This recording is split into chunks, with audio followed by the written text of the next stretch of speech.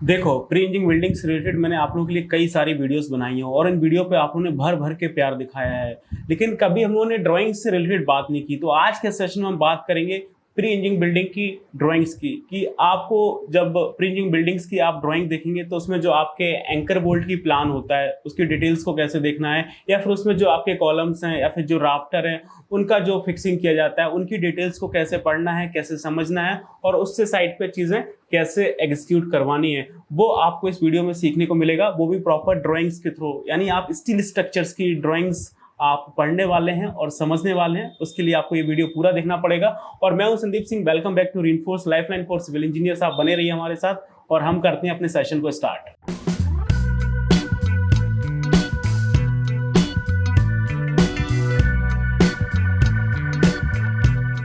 तो जब भी आपकी जो पीवी की बिल्डिंग्स होती हैं, उनकी ड्राइंग्स की बात होती है, तो सबसे पहले आपको मिलेगा एंकर बोल्ट का प्लान, जिसमें आपको क्या डिटेल्स मिलेंगी, जिसमें जो आपके कॉलम्स होते हैं, जिसको आप पेडिस्टल्स बोलते हैं, जिसके ऊपर आपके स्टील के जो कॉलम्स हैं वो फिक्स किए जाएंगे, उसकी पोजीशन के बारे में पता चल रहा होता है। और उसमें जो भी फिक्सिंग करने का जो प्रोसेस है, जो भी आपके बेस प्लेट्स आने हैं, उसमें जो भी आपके एंकर बोल्ट्स आने हैं, उनकी डिटेल्स के बारे में आपको वहाँ पे चीज़ें मिल रही होती है। तो आप यहाँ पे ध्यान से देखेंगे तो आपको समझ में आएगा, ये पूरा आपको क्या दे रखा है, ये आपको एंकर बोल्ट का इन्होंने यहाँ पे प्लान दे रखा है। इसकी डिटेल्स को मैं आपको यहाँ पे समझाता हूँ तो आपको चीज़ें और अच्छे से समझ में आ रही होंगी।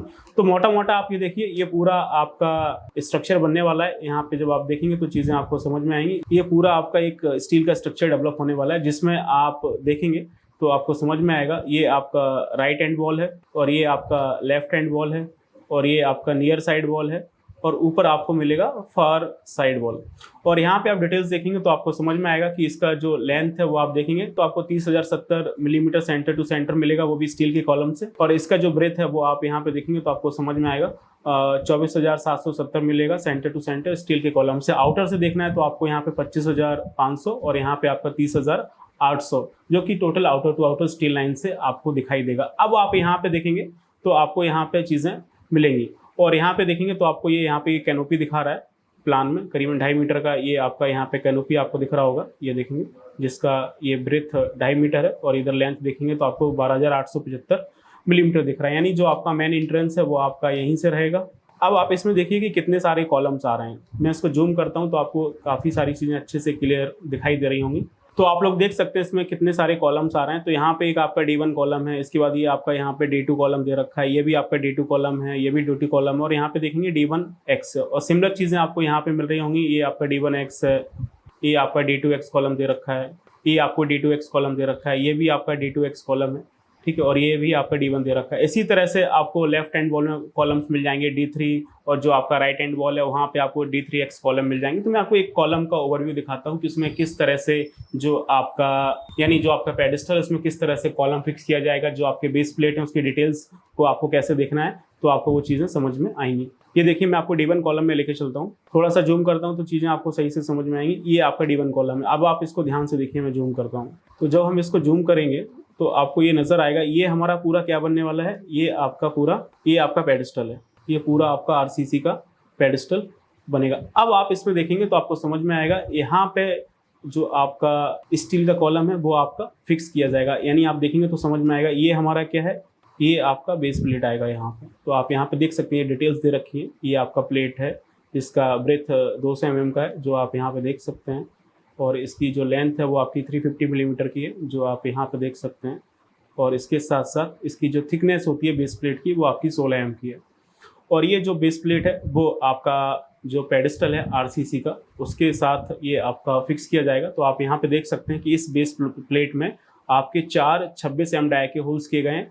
वो भी किसके लिए, ताकि आपका M20 M यानी मैट्रिक्स होता है और 20 mm डाया का एंकर बोल्ट फिक्स किया जा सके। तो यहाँ पे आप ये देखेंगे, ये 4 आपके होल्स होंगे आपके बेस प्लेट में 26 mm डाया के, जिसमें आपका 20 mm का एंकर बोल्ट आएगा। और इसी एंकर बोल्ट से जो आपका कॉलम है वो इस बेस प्लेट और एंकर बोल्ट की हेल्प से आपका पेडेस्टल के साथ फिक्स किया जाएगा। अब आपका देखेंगे तो इसमें आपका ये कॉलम आएगा। तो ये आपका स्टील का कॉलम है जो आप यहाँ पे देख सकते हैं, ये देखेंगे तो ये स्टील का कॉलम है जो आपका यहाँ पे इस तरह से आपको प्लान में ऐसे ही नज़र आएगा। अभी मैं आपको सेक्शन में भी लेके चलूँगा ताकि चीज़ें आपको और अच्छे से क्लियर हो जाएं। तो ये आपका क्या है, स्टील का कॉलम है। अब इस स्टील के कॉलम में आप देख सकते हैं प्लान में ऐसा दिख रहा है, तो ये वाला पोर्शन हमारा क्या होगा, इस वाले पोर्शन को हम लोग क्या बोलेंगे, ये हमारा क्या है, फ्लैंज है। इसको हम लोग क्या बोलते हैं, फ्लैंज। ये आप लोगों को ध्यान रखना है, ये वाला पोर्शन हमारा फ्लैंज है। और नहीं तो मैं आप लिख देता हूँ तो आपको और अच्छे से समझ में आ जाएगा। ये हमारा क्या है, फ्लैंज है। और ये जो बीच वाला पोर्शन है और ये भी नीचे वाला पोर्शन है, ये भी आपका फ्लैंज होगा। और जो बीच वाला पोर्शन है आप देख पा रहे हैं, ये हमारा क्या हो जाएगा, ये आपका वेब हो जाएगा। ये जो बीच वाला पोर्शन है वो आपका क्या हो जाएगा, ये आपका वेब हो जाएगा। तो इस तरह से चीज़ें आपको नज़र आएंगी। अब इसका जब आप सेक्शन देखेंगे तो इसमें काफ़ी सारी क्लैरिटी आपको मिल रही होगी कि क्या लेबल्स वगैरह रखने हैं, जो आपका एंकर बोल्ट आ रहा है उसकी क्या डिटेल्स होंगी, वो सारी चीज़ें आपको यहाँ पे क्लियर मिल जाएंगी। मैं आपको इसके सेक्शन में लेके चलता हूँ।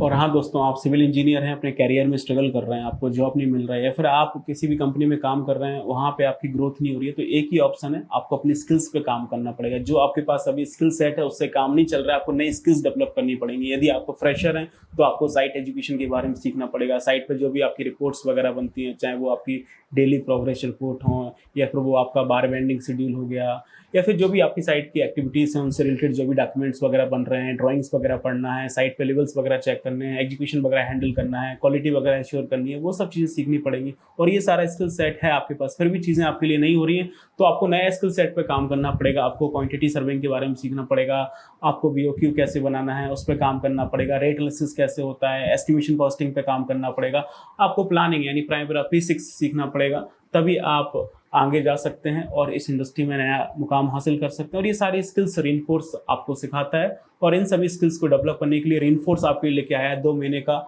ऑफलाइन प्रैक्टिकल ट्रेनिंग प्रोग्राम, जो कि हमारे हेड ऑफिस दिल्ली में होता है। और ये प्रोग्राम 1 जुलाई को हमारे यहाँ स्टार्ट होगा। तो अगर आप अपनी स्किल्स को डेवलप करना चाहते हैं, ऑफलाइन ट्रेनिंग प्रोग्राम करना चाहते हैं, तो नीचे दिए नंबर पर कॉल करके आप इंक्वायरी कर सकते हैं, अपनी काउंसलिंग करा सकते हैं। अदरवाइज हमारे हेड ऑफिस में आके 2 घंटे का फ्री डेमो कम काउंसलिंग सेशन ले सकते हैं। और इस ट्रेनिंग प्रोग्राम में हम लोग बिल्डिंग, हाईवे और ब्रिज, इन 3 प्रोजेक्ट्स को डिटेल में कवर कर रहे होते हैं। बाकी आगे चलते हैं, अपने मुद्दे की बात करते हैं। तो आप ये देख सकते हैं कि किस तरह से इसका ये सेक्शन दे रखा है। तो आप ये देखेंगे, ये आपका जो पेडिस्टल है RCC का, जिसको आप कॉलम भी बोल सकते हैं, ये आपका इस तरह से ये RCC का कॉलम आएगा।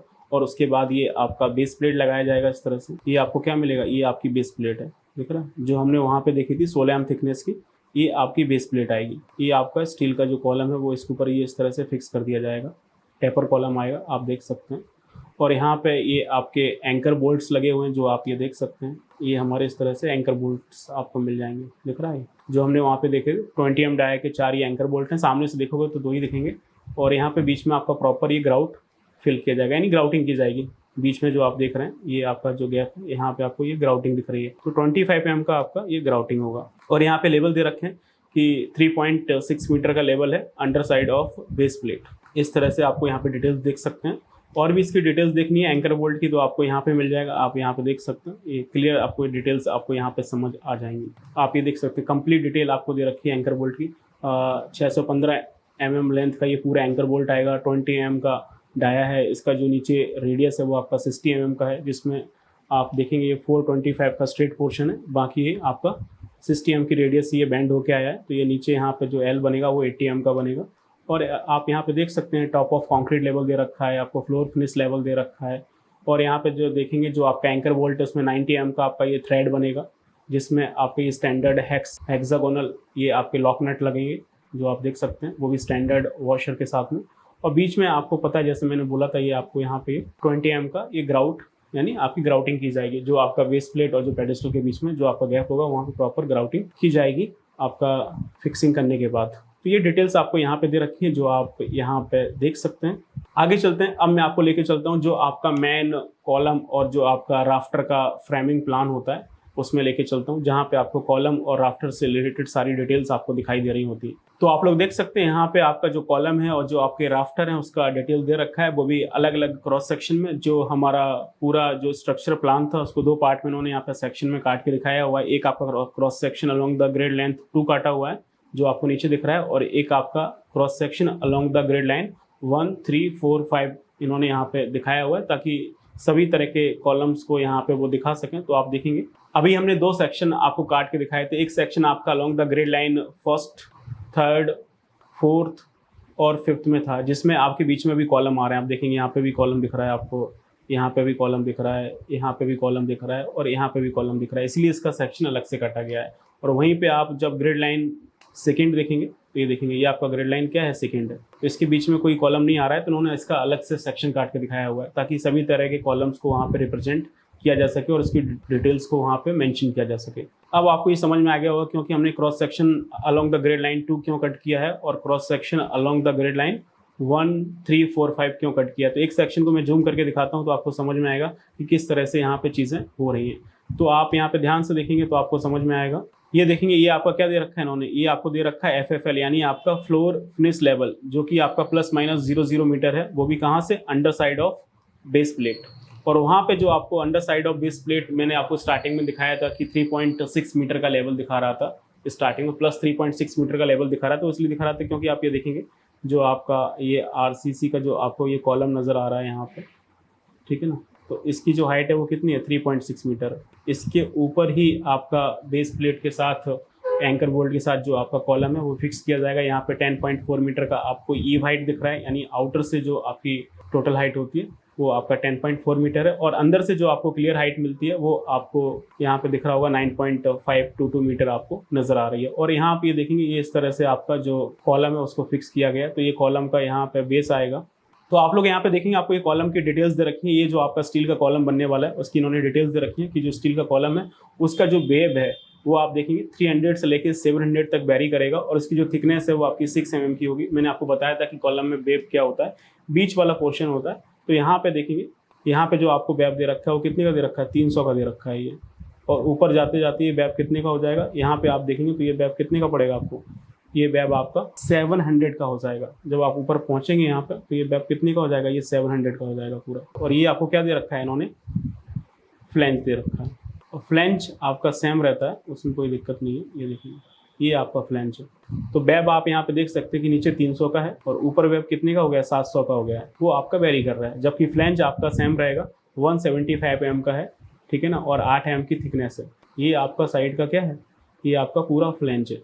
तो दोनों साइड ये आपका फ्लैंज नजर आएगा जो कि 175 mm का है और इसकी थिकनेस 8 mm की है। बाकी जो आपका वेब है वो 300 से लेकर 700 तक वेरी कर रहा है, उसकी थिकनेस 6 mm की है। तो अभी हम लोग इस सेशन के लिए नहीं रखते हैं, बाकी आप लोग कमेंट करके बताएंगे तो हम लोग इसका पूरा आपको प्रॉपर ड्राइंग रीडिंग अच्छे से समझाएंगे आने वाले सेशंस में, जिसमें हम लोग आपके राफ्टर की डिटेल्स हैं, उनकी कनेक्शन की डिटेल्स किस तरह से की जाती हैं और बाकी जो भी आपके साइड वॉल के फ्रेमिंग प्लान्स हैं या फिर एंड वॉल के फ्रेमिंग प्लान्स हैं या फिर जो आपका रूफ का फ्रेमिंग प्लान होता है या फिर जो आपका सीथिंग का जो फ्रेमिंग प्लान होता है या फिर जो भी एसेसरीज उनकी डिटेल्स आपको सब देखने को मिलेंगी यदि आप कमेंट करके बताएंगे। बाकी मिलते हैं नेक्स्ट सेशन में नेक्स्ट वीडियो के साथ। Till then keep learning and keep exploring. Thank you so much.